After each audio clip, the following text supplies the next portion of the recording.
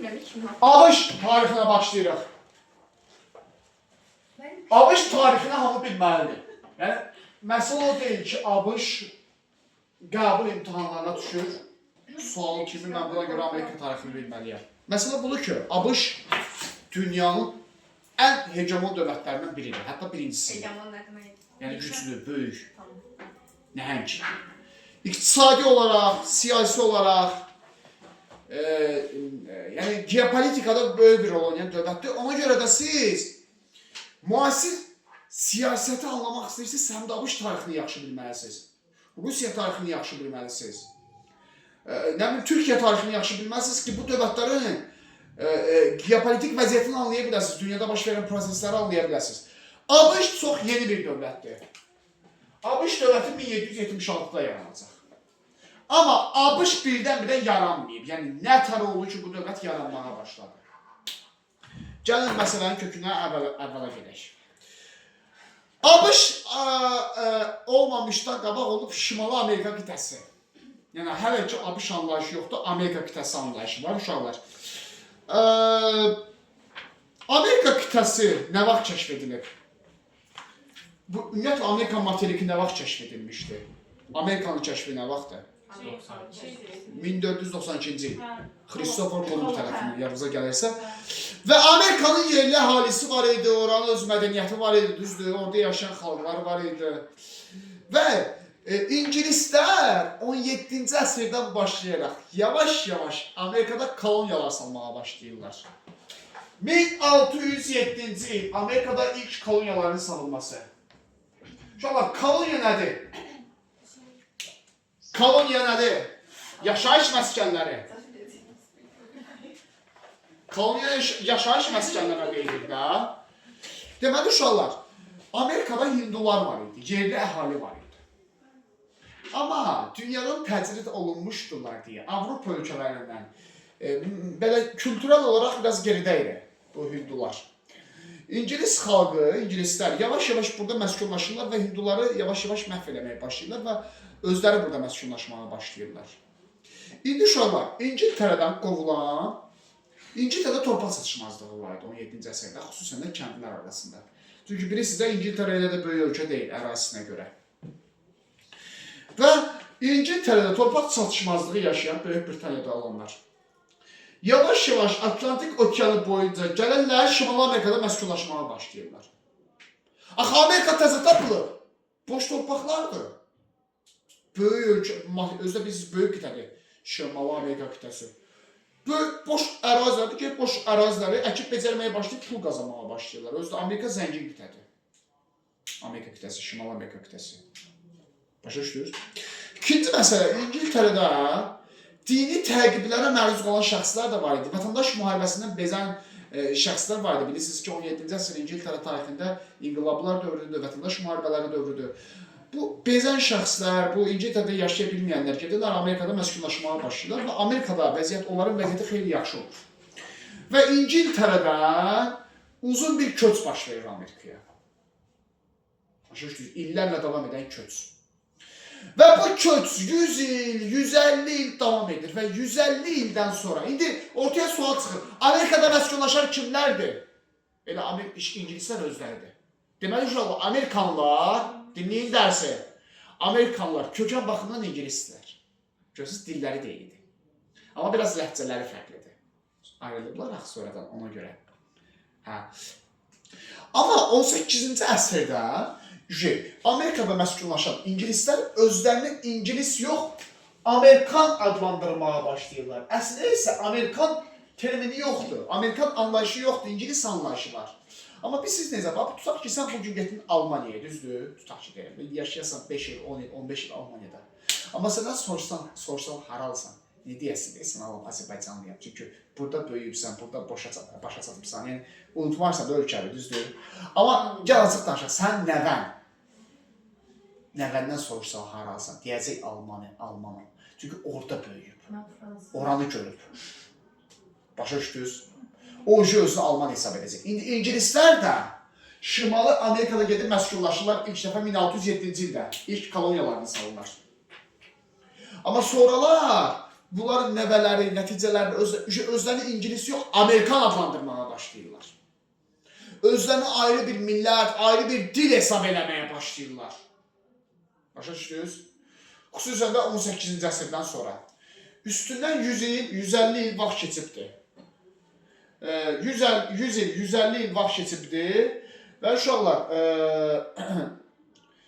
uzun bir müddət sonra Şimali Amerikadakı ingilislərlə İngiltərə hökuməti arasında bir ziddiyyət yaşamağa başlayır. Niyə? Əslində bunlar eynidirlər, qardaşdırlar da. İngiltərə hökuməti, belə deyək, Böyük Britaniya hökuməti Şimali Amerikalıların üzərinə çoxlu vergilər qoymağa başlayır. Bunun əslində səbəblərindən biri də biraz qısqanclıq idi.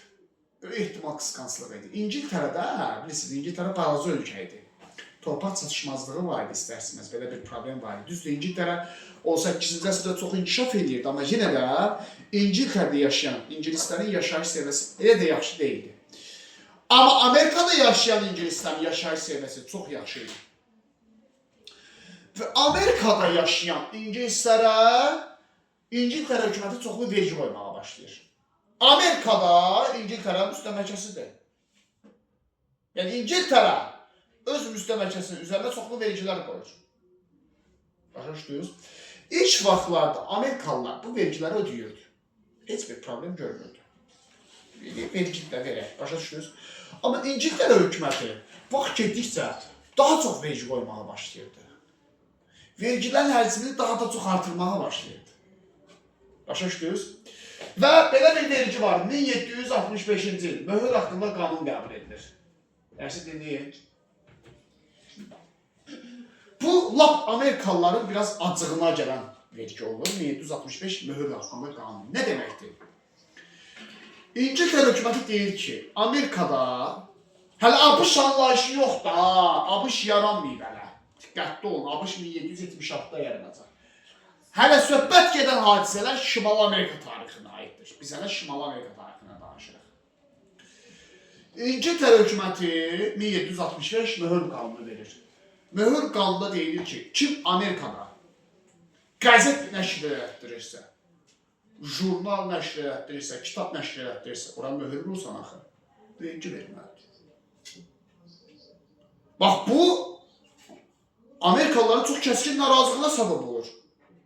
Mən qəzet nəşr elətdirirəmsə, niyə vergi verməliyəm ki? Kitab nəşr elətdirirəmsə, niyə vergi verməliyəm ki? Başa düşdünüz? Bu böyük bir narazılığa səbəb olur Amerikada. İngiltərə hökuməti də məcbur qalır. Möhür qanunu ləğv edir 1765-ci ildə.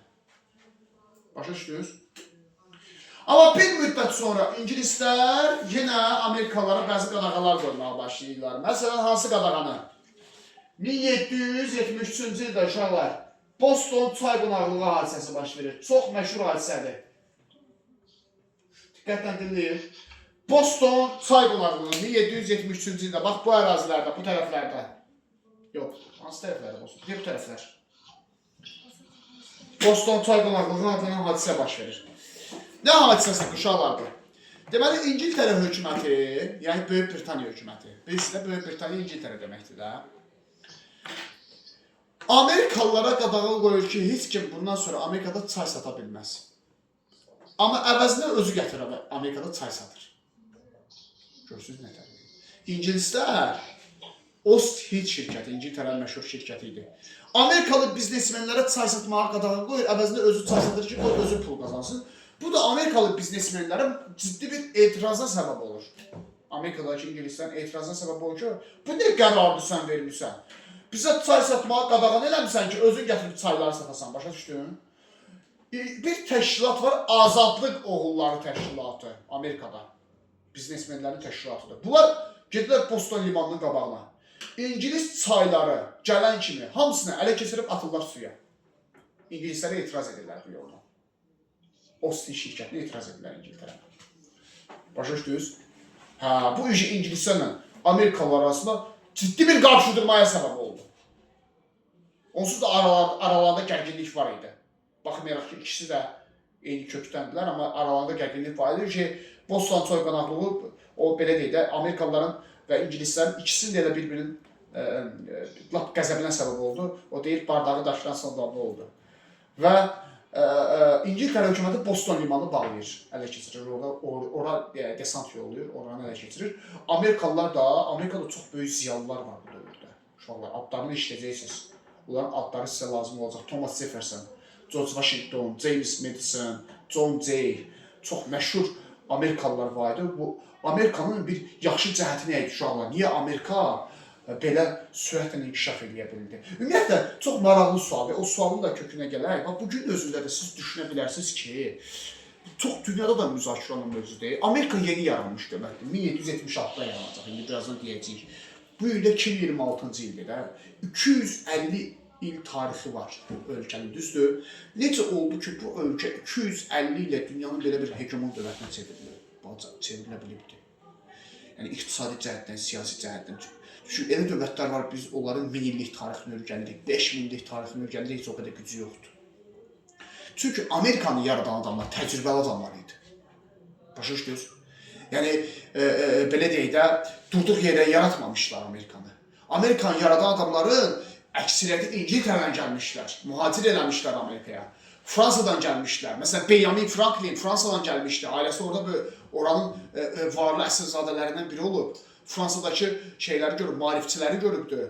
İngiltərədən gələnlər var, Thomas Jefferson kimi, James Madison kimi varlı ailələrdən gələn şeylər var, şəxslər var. Onlar hamısı İngilis mədəniyyəti ilə tanışdılar, İngilis idarəçiliyi ilə tanışdılar. Başa düşdünüz? Onlar gəlirlər, sıfırdan bir dövlət yaradırlar və öz təcrübələri əsasında. Başa düşdünüz? Ona görə də, başa düşdünüz, öz sistemlərini rahat tətbiq edə bilirlər, öz biliklərini rahat tətbiq edə bilirlər Amerika ərazilərinə. Çünki boş torpaqlarda tətbiq edirlər öz bildiklərini. Və bu adamlar yığılışırlar bir yerdə, çox təcrübəli adamlardır, çox təcrübəli maarifçilərdir. 1775-ci ildə Filadelfiya Konqresini keçirirlər. Boston soyğunağlığından 2 il sonra. Filadelfiya Konqresində bunlar deyirlər ki, biz nə edək? Biz nə qərar verək? İngiltərə hökuməti imkan vermir biz yaşayaq. Elə bizim üzərimizə ağır vergilər qoyur. Nə bilim, möhür qanunu qəbul elədilər, etiraz elədilər, ləğv elədilər, sonra çay satmağa qadağan elədilər. Boston çay qonaqlığı qəbul elədilər. Deyirlər ki, vəhşi gəlin İngiltərədən ayrılaq. İngiltərədən ayrılaq, öz dövlətimizi yaradaq. Başa düşdünüz? Və İngiltərəyə müharibə elan edirlər. Bununla da birinci istiqlaliyyət müharibəsi başlanır. Uşaqlar, istiqlaliyyət nə deməkdir? İstiqlaliyyət nə deməkdir? Azadlıq deməkdir, nə müstəqillik. Yox, düzdə azadlıq və müstəqillik biraz fərqli anlayışlardır. İstiqlaliyyət müstəqillik deməkdir. Deməli, müstəqillik, birinci müharibə müstəqillik uğrunda. 1775-1783-cü illər. Birinci istiqlaliyyət müharibəsi baş verib ABŞ tarixində. ABŞ-la İngiltərə arasında baş veribdir. Başa düşdünüz? Müharibənin gedişində 1776-cı ildə İstiqlaliyyət bəyannaməsi qəbul edilir, yəni müstəqillik bəyannaməsi. Və Amerika Birləşmiş Ştatları yaranır. Müasir Amerika 1776-cı il 4 iyul tarixində yaranır. 1776-cı il İstiqlaliyyət bəyannaməsi əsasında. Kim qəbul edir İstiqlaliyyət bəyannaməsini? Thomas Jefferson. Çox sevdiyim bir şəxsdir, Thomas Jefferson. Çox adını işləyəcəksiniz Thomas Jefferson'ın. ABŞ-ın, müasir ABŞ-ın belə deyək də, o ideoloji olaraq 18-ci əsrdə ABŞ-ın əsasının qoyulmasında çox mühüm rol oynayan şəxslərdən biri idi Thomas Jefferson. Deməli, Thomas Jefferson ABŞ-ın istiqlaliyyət bəyannaməsini qəbul eləmişdi. ABŞ-ın istiqlaliyyət bəyannaməsi o dövrə qədər mən sizə deyərdim ki, dünya tarixinin ən mükəmməl sənədi idi. Dünya tarixinin ən mükəmməl sənədi idi ABŞ istiqlaliyyət bəyannaməsi. ABŞ istiqlaliyyət bəyannaməsində yazılıb ki, birinci maddə siz nədir? Necə başlayır? Hakimiyyətin mənbəyi xalqdır. Adıma verib görürsünüz. Fikrin. Və qeyd olunub ki, uşaqlar ABŞ istiqlaliyyət bəyannaməsində insan azad doğulur və onun azad yaşamağa haqqı var. Görün, burada insana necə yüksək dəyər verilirdi istiqlaliyyət bəyannaməsində. Və Amerika Birləşmiş Ştatları müstəqil dövlət elan olunur. 1776-cı il istiqlaliyyət bəyannaməsi əsasında. Başa düşdünüz uşaqlar, hə? Sən gedir atsın. Mən zəng eləmişəm. Deyirəm, mən sən gedir.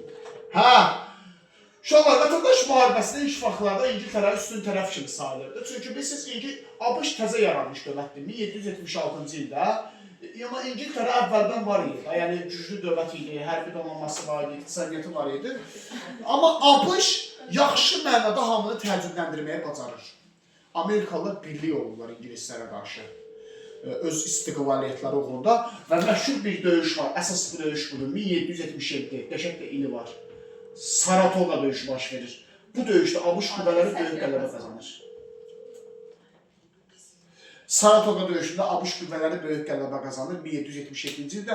Saratoga döyüşündəki qələbədən sonra deməli bəzi dövlətlər ABŞ-a dəstək olur. Hansı dövlətlər? Fransa, hə? İspaniya, bir də uşaqlar Niderland, Hollandiya yəni. Bunlar bilirsiniz də İngiltərə düşmənləri idi. Düşmənim mənim dostumdur, həmişəki prinsip. Bunlar İngiltərəyə qarşı ABŞ-ı dəstəkləyirlər. ABŞ-a hərbi yardım edirlər, mali yardım edirlər. Xüsusən də Fransanın çox böyük yardımı olur. Bilirsiniz də ABŞ-da şey var ya, azadlıq heykəli. Bax o Fransalıların hədiyyəsidir. Sonra ABŞ-a. Və bir də həlledici döyüş var. 1781-ci ildə uşaqlar dinləyin, Yorktown döyüşü baş verir. Yorktown döyüşü həlledici döyüşdə orada da ABŞ qalib gəlir. Yəni Yorktown döyüşündə ABŞ qüvvələri qalib gəlir 1781-ci ildə və istiqlaliyyət müharibəsi ABŞ-ın qələbəsindən yekunlaşır. Və Fransanın vasitəçiliyi ilə 1783-cü ildə Paris sülhü imzalanır. Paris sülh müqaviləsi imzalanır Fransada. ABŞ uşaqlar bir şey yaradır dünyada, bir yenilik ortaya çıxarır. Nədir o yenilik?